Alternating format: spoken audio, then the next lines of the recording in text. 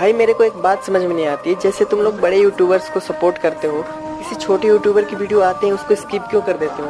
एक बार उसकी वीडियो को देखो, उस बंदे ने मेहनत की होती है भाई। और हाँ, सब्सक्राइब और लाइक करने के पैसे थोड़े ना लगते हैं यार, तो थोड़ा सा सपोर्ट दिखा दिया करो छोटे यूट्यूबर्स को। हाँ सीधे तुला रोड से पीछे रोड से तुला सीधे